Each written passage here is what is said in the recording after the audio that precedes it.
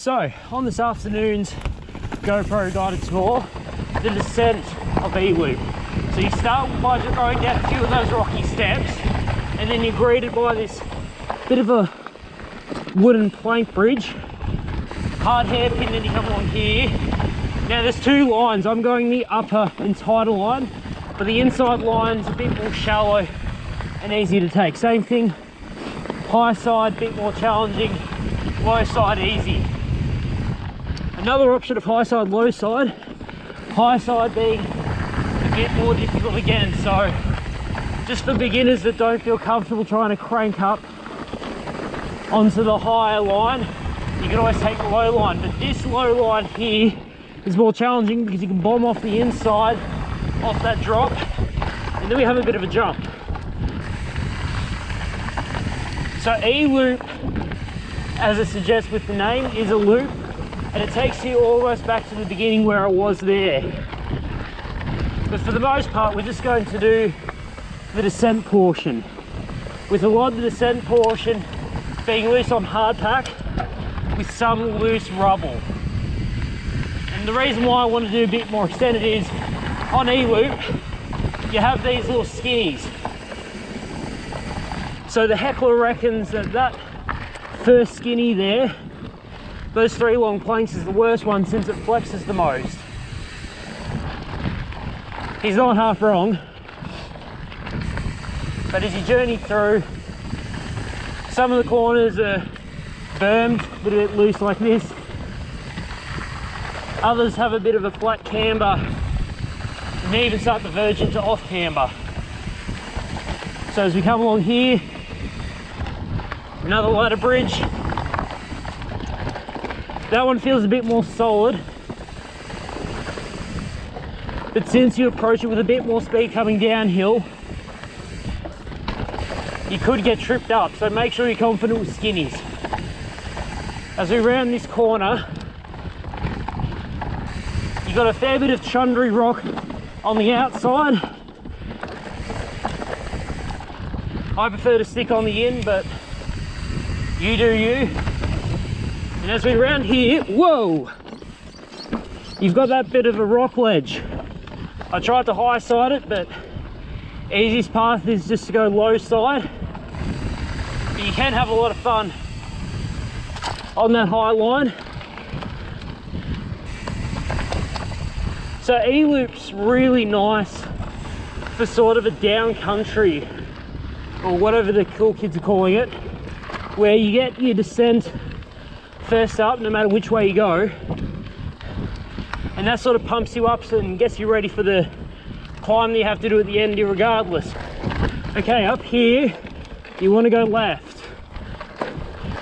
Going straight ahead is a shortcut, but we do want to take a long way around just for this little feature.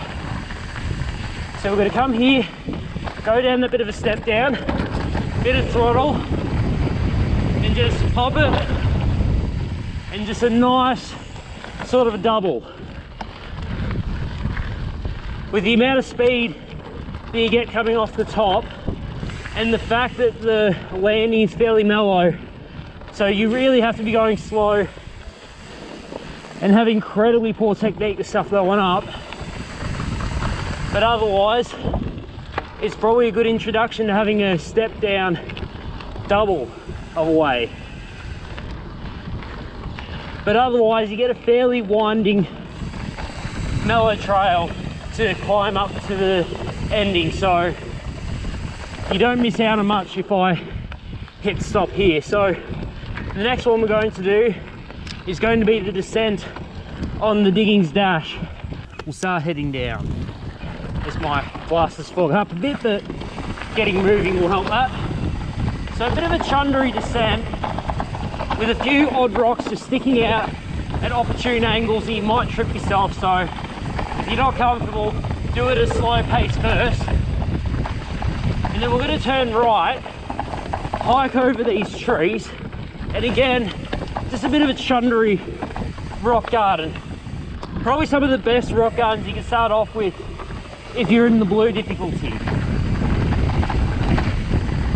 So we'll cross the gully, come up here, and start etching our way downhill. A few of these corners are off camber and have a bit of loose rubble,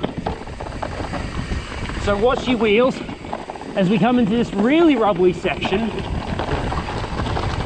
and we start our pump descent. Now, probably the best part of the digging stash, and hence why I wanted to just film the downhill. You come down here and you've got this nice pumpable section that has a fair few line choices. Some of the corners are well bowled, others you just get nice straight ribbons of pure pump like this. And aside from a few changes in direction that might not seem obvious, you find your way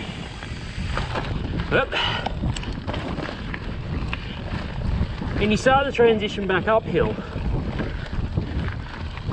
But this is not the end of the pump section. Tiny bit of pump slash flow here as you carve your way around.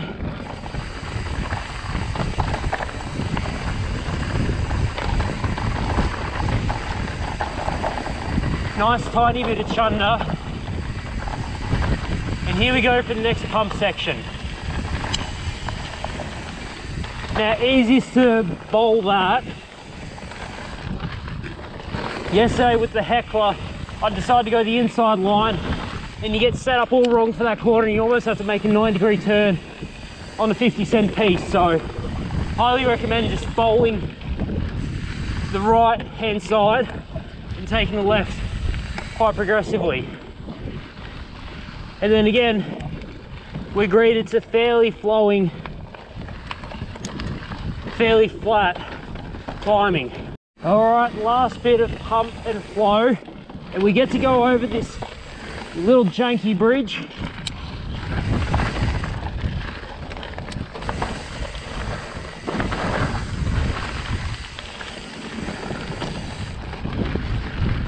Bit more pedaling on this part compared to the previous.